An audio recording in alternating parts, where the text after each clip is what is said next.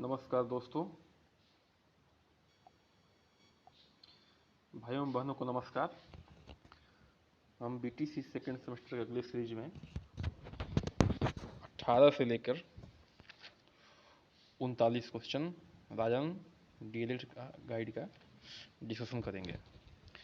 तो थोड़ा सा माफ़ी चाहेंगे, पिछला जो है वीडियो टेक्निकल इशू के कारण जो है अच्छे से शूट नहीं हो पाया था, और हम इस चाहेंगे कि अगला जो है हम अब से जो है हमारा वीडियो सारा वीडियो जो है क्लीन और नीट और क्लीन जो है अपलोड हो।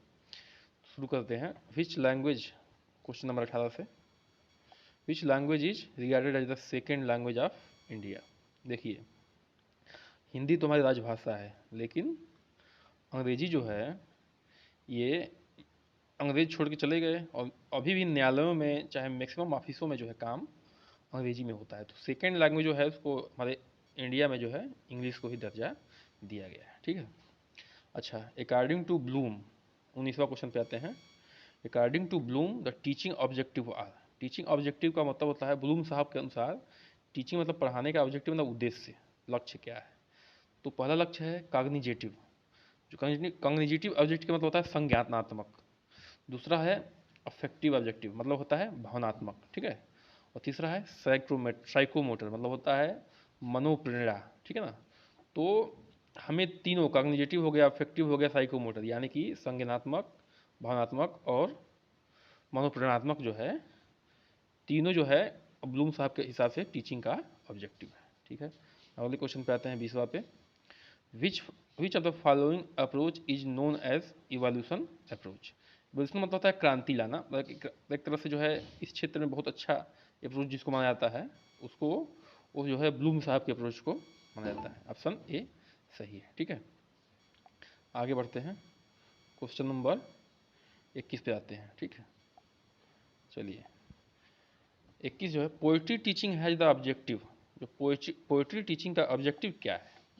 देखिए, डेवलप एस्थेटिक सेंस। एस्थेटिक का मतलब होता है develop aesthetic sense. Aesthetic sense का मतलब होता है कलात्मक रूप को विकसित करना। ठीक है। अब train the emotion, train the emotion का मतलब होता है हमारी भावनाओं को जो है ट्रेन करना, अच्छा करना बच्चों के भावनाओं को। अप्रिसिएट एबिलिटी, अप्रिसिएट मतलब होता है कि सराहना, सराहना की एबिलिटी। तो पोइट्री टीचिंग का जो मुख्य उद्देश्य होता है ये तीनों होता है, जो है कलात्मक रूप को विकसित करना, इमोशंस को विकसित करना और सराहना करना। ठीक है ना। ये ऑल ऑफ द एव। ठीक है ना। अच्छा, 22वें पे आते हैं। The objective of teaching are achieved by. जो टीचिंग का ऑब्जेक्टिव है, मतलब पढ़ाने का जो लक्ष्य है, वो कैसे प्राप्त किया जा सकता है? तो सी स्ट्रेटेजी। स्ट्रेटेजी मतलब कि योजना बना के। अब तमाम योजनाएं बताई जाती है पेडोलॉजी में, बाल विज्ञान में, उसको आप फॉलो कर सकते हैं। खैर यहाँ तो मतलब क्वेश्चन के हिसाब से तीसरा option. Bilingual and audio lingual method are used in teaching. ठीक है। देखिए, बाइलिंगुअल मतलब कि एक भाषा से दूसरी भाषा सीखने की बात हो रही है, और ऑडियो लिंगुअल मतलब जानते ही हैं बात करके भाषा सीखना। तो ये जो है सेकेंड लैंग्वेज को सीखने में जो है हेल्प करता है। ठीक है ना। अच्छा, अगले क्वेश्चन 24वां पे आते हैं। The structural approach in English are approach of teaching. जो स्ट्रक्चरल अप्रोच है वो कौन सा अप्रोच है? तो ये टीचिंग करने का अप्रोच है, इसको याद रख लीजिए।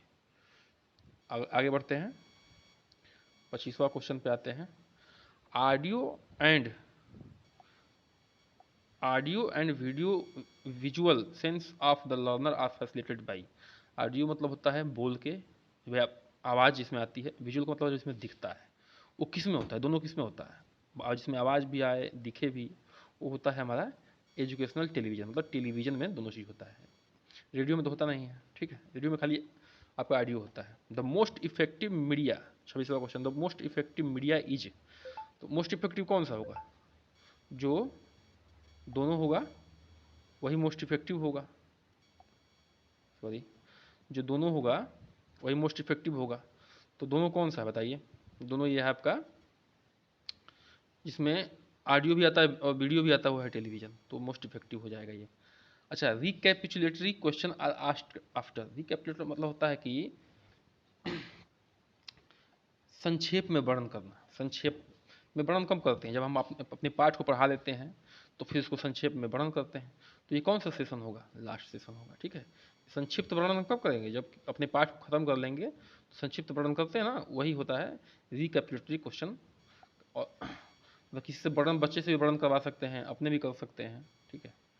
विच of the following composition does not provide opportunity to the free thinking? देखिए, फ्री थिंकिंग का मतलब होता है कि बच्चे को जो है कब फ्री थिंकिंग, फ्री मतलब कोई स्वतंत्र रूप से कब सोच सकता है। देखिए, नहीं सोच सकता है, स्वतंत्र रूप से नहीं सोच सकता है।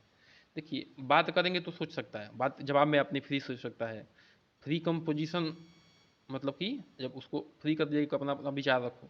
रिटर्न कंपोजिशन, कोई कहा जाए किसी टॉपिक पे लिखो तो अपना विचार रखो। लेकिन किसमें जो है अपना वो नहीं कर सकता है फ्री थिंकिंग? जब उसको हम गाइड करेंगे, तुम बेटा ऐसा करो, वैसा करो, ये करो, वो करो, तो अपना वो दिमाग नहीं लगा पाएगा, मतलब कि वो फ्री थिंकिंग नहीं कर पाएगा। बाकी में वो फ्री थिंकिंग कर सकता है, ठीक ना। डज नॉट है मतलब कि नहीं कर पाएगा, ठीक है। इस बात का ध्यान रखिएगा, कभी कभी डज नॉट से जो है दिक्कत हो जाती है ध्यान न पढ़ने पे। ग्रामर इज टाट बाई मेथड। अब देखिए, ग्रामर किस मेथड से पढ़ाया जा सकता है, ठीक है ना।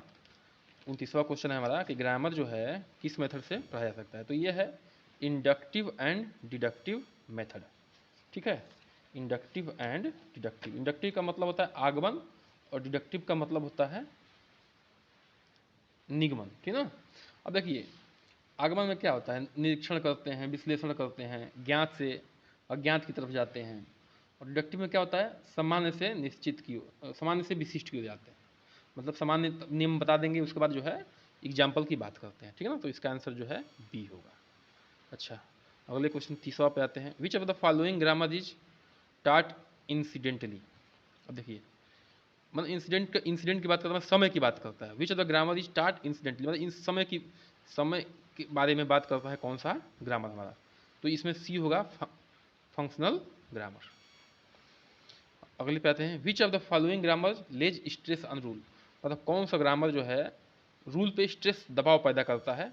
वो है ये आपका ट्रेडिशनल ग्रामर, जो ट्रेडिशनल तरीके से पढ़ाया जाता है, उसकी बात हो रही है। To what is pronunciation related? देखिए, प्रोनाउंसिएशन मतलब होता है उच्चारण। उच्चारण पे जो है, उच्चारण किससे किससे संबंधित है? देखिए, वोकैबुलरी मतलब होता है शब्दकोश से संबंधित है। स्पीकिंग मतलब जो है प्रोनाउंसिएशन, उच्चारण जब हो गया तो स्पीकिंग से भी संबंधित है। जब तक शब्द नहीं रहेगा आप उच्चारण नहीं कर पाएंगे। और इंटोनेशन का मतलब होता है आवाज़ का उतार चढ़ाव, मतलब बलाघात जिसको हिंदी में कहते हैं, कि आवाज़ का जो उतार चढ़ाव होता है उसको जो है इंटोनेशन कहते हैं। तो मतलब एक सही उच्चारण के लिए तीनों चीज़ें जरूरी है। तो इसका क्वेश्चन हो जाएगा ऑल ऑफ द एबव, ठीक है। आगे बढ़ते हैं, 33वां क्वेश्चन पे आते हैं। 33वां क्वेश्चन में देखिए, व्हाट डज प्रोनाउंसिएशन इंक्लूड? अब देखिए, प्रोनाउंसिएशन में क्या क्या होता है? तो होता है फ्लुएंसी। फ्लुएंसी आप सभी जानते हैं कि हमारी आवाज़ जो है कि रुकनी नहीं चाहिए, फ्लो में चलनी चाहिए।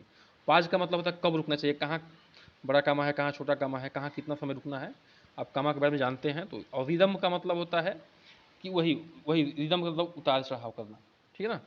रिदम का भी मतलब वही होता है, उतार चढ़ाव करना। तो इसमें जो है एक सही प्रोनाउंसिएशन में ये ऑल ऑफ द एबव होगा। A language can be acquired through. अब देखिए, किसी लैंग्वेज को सीखने के लिए, अधिग्रहण करने के लिए आपको क्या क्या चाहिए, ठीक है ना। तो एक्सपोजर चाहिए, मतलब संसर्ग चाहिए। एक्सपोजर मतलब क्या होता है? संसर्ग। फिर मोटिवेशन मतलब कि प्रेरणा चाहिए। फिर रिपीटिशन मतलब कि उसको बार बार दोहराना। अन्य चीज़ें भी चाहिए, लेकिन इस ऑप्शन के हिसाब से ये तीनों चीज़ें सही है, ठीक है। तो हमको संसर्ग भी चाहिए और प्रेरणा भी चाहिए और रिपीटिशन मतलब कि बार बार जो है दोहराना भी चाहिए। तभी जाके हम किसी भाषा को अधिग्रहण कर सकते हैं। अच्छा, कल भी बताए थे टू प्रोडक्टिव स्किल, मतलब कि कम प्रयास में बहुत ज़्यादा जो है बेनिफिट हमको किससे मिलता है? स्पीकिंग से, मतलब बोलने से, और राइटिंग मतलब कि लिखने से, ठीक है। 36वां क्वेश्चन पे आते हैं। The aim of teaching a second language should not be. देखिए, इसमें थोड़ा सा आंसर हमको गलत लग रहा है। इसका आंसर होना चाहिए सी, शुड नॉट में मतलब कि कौन सा जो है सेकेंड लैंग्वेज पढ़ने का एम नहीं है। तो क्या हम सेकेंड लैंग्वेज पढ़ेंगे तो अपनी मदर टंग को भूल जाएंगे? ऐसा नहीं है। फॉरगेट द मदर टंग, ऐसा नहीं है। ये ऑप्शन सही होगा। हम सेकेंड लैंग्वेज पढ़ते हैं अंडरस्टैंड द लैंग्वेज स्पोकन, मतलब हम उस भाषा को समझ पाएँ और बोल पाएँ, ठीक है। Read the language with the comprehension, उसके लैंग्वेज को कंप्रहेंशन को भी पढ़ पाएँ, और राइट द लैंग्वेज करेक्टली, और उसकी भाषा को हम करेक्ट तरीके से पढ़ पाएँ। सेकंड लैंग्वेज पढ़ने का यही मतलब होता है, ये न कि हम जो है एम यही होता है, ये न कि हम जो अपनी मदर टंग को भूल जाएँ, ठीक है। तो ये आप ऑप्शन सही होगा, ये बी गलत होगा, गलत प्रिंट हो गया है। विच कंपोजिशन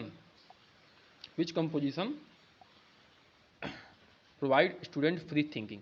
देखिए कौन सा कंपोजिशन जो है, ये क्वेश्चन पहले भी आया है, डिस्कस कर चुके हैं, फ्री थिंकिंग बच्चों को प्रोवाइड करता है, ठीक है ना। तो होता है राइटिंग कंपोजिशन। राइटिंग कंपोजिशन में क्या होता है कि बच्चों को दे दीजिए कि जो है आप किसी एक टॉपिक पर लिखिए, तो उसको क्या करेगा, वो फ्री थिंकिंग करेगा, कैसे कैसे क्या करना है, और पूरा सोचेगा, फिर उसको अपने शब्दों में उतारेगा, और शब्द के बारे में भी सोचेगा कौन सा शब्द यहाँ पे प्रयोग किया जाए लिखने के लिए। तो इसमें जो है सबसे ज़्यादा फ्री थिंकिंग उसकी हो रही है। ओरल में भी हो रही है, लेकिन देखिए गाइडेड में तो बिल्कुल नहीं हो रही है, बिल्कुल कम हो रही है। फ्री कंपोजिशन का मतलब होता है कि देखिए ओरल में भी हो रही है लेकिन कम हो रही है, इसमें लिखना नहीं है ना, इसमें शब्दों के बारे में भी सोचना है, ठीक है। अच्छा, ऑब्जेक्टिव ऑफ टीचिंग पोएट्री। देखिए 38वां question, objective of teaching poetry का मतलब क्या होता है कि पोएट्री मतलब होता है कविता पढ़ाने का लक्ष्य क्या है, तो इंजॉयमेंट मतलब होता है आनंद, आनंद आए बच्चों को। कंप्रीहेंशन, कंप्रीहेंशन कंप्रीहेंशन मतलब क्यों, उसको जो है छोट कंप्रीहेटिव तरीके से सीखें। अप्रिसिएशन मतलब कि सराहना, सराहनात्मक मतलब कि उसको बच्चों का सराहना मिले, ठीक है। तो ऑल ऑफ द एबव हो जाएगा। 39वां, objective of loud reading is are, मतलब कि बोल के पढ़ने की से क्या क्या उद्देश्य है, बोल के पढ़ने का क्या उद्देश्य है अंग्रेजी। तो डी, देखिए डी ऑप्शन सही है, इसका प्रैक्टिस मतलब कि बच्चों को पढ़ने की प्रैक्टिस हो, पहली बात। दूसरी बात देखिए बोल के पढ़ने से जो है ध्यान भी नहीं हटता है, क्योंकि आपको लगातार बोलना है, देखना है और ध्यान देना है, तभी बोल पाएंगे। टू अंडरस्टैंड द मीनिंग, और मीनिंग को समझना, ठीक है। और to prepare people for effective and silent reading, मतलब कि बच्चों के जो आँख होती है उसको तैयार करना कि जो है साइलेंट तरीके से पढ़ पाएँ, और उसको जो है इफेक्टिव पढ़ें, ठीक है ना, इफेक्टिव पढ़ने की क्षमता डेवलप करें, ठीक है। बने रहिए हमारे साथ, और हमारे चैनल को सब्सक्राइब करिए, और शेयर करिए अपने भाइयों दोस्तों के साथ, और अपना प्यार दीजिए, कमेंट करिए।